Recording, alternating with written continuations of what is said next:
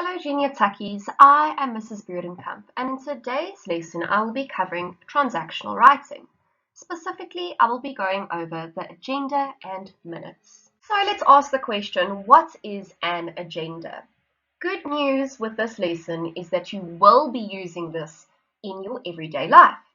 When you go out of university, when you graduate and go into the working world, agendas and minutes of meetings are absolutely essential.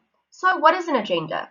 It is a written out list of everything that's going to be discussed at the meeting and given to the meeting members beforehand. So it's the points that the leader will be addressing. It helps the meeting stay on track. It helps define specific responsibilities for certain people. And then bullet points can be used for the body of your agenda. Now let's have a look at a very simple example of the agenda layout. This is something that you unfortunately are going to need to study and know in detail. So we start off with our heading, what meeting is being held. Then we have our date with the year, the time that the meeting should be happening, as well as the meeting participants, who should be there in that meeting. Then you have a meeting aim. Why are we having this meeting? And then you start off with your agenda points. So A is the previous matters. Any topics that were discussed in the previous meeting minutes need to be added here. Then you're going to skip a line. Then go to your next agenda point, B, which is discussion topics. Now, these are the discussion topics that you would like to address in the meeting. Then you skip a line and you start off with C, new matters, any new talking points that have been brought up in the meeting. And then you skip a line and start off with D, general, any general comments that are going to be made. Here is a wonderful example that you can go look up yourself on the internet if you'd like. And it's an example of the UN and how they set up their agendas for the minutes that they are going to have. Now you can see that it is a little bit different to what I showed you, but the main things over here that you always need to remember is the heading, the reason for the meeting, people who attended, and then of course your talking points. Now, what is the minutes of a meeting? So the minutes of the meeting is a formal document that captures everything that was said in a meeting in a formal register and in a formal format. So it also provides us with a detailed record of all decisions, discussions, and plans made during meetings. And it's also used for the people who are unable to attend the meeting.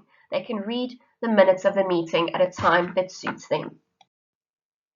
Here is an example of minutes of a meeting layout. So once again, you have the heading over there at the top, and then a new thing over here is that you're going to have the date as well as where the meeting was held.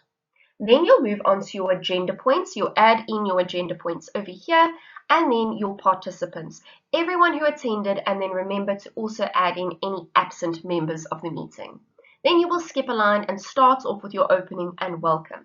Who is the person running this meeting? Is there a birthday? Is there something to celebrate? Is there something to mourn? This is where the opening and the welcome, these points will come through. Then you skip a line and you start off with number 2, the previous minutes, discussing any points that remain from previous minutes.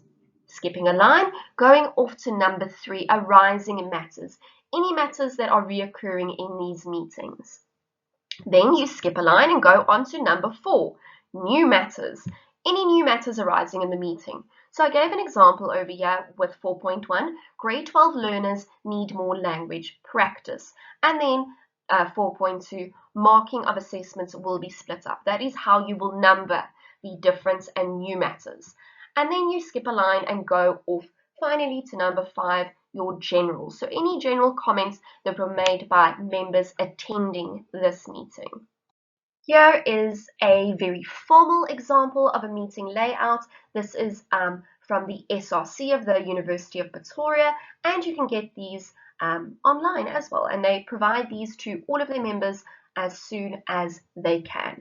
So have a look at this example and it will give you a clearer indication of what you need to do for meeting minutes.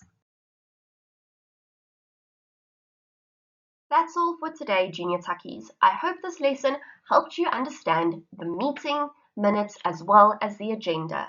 Good luck and goodbye.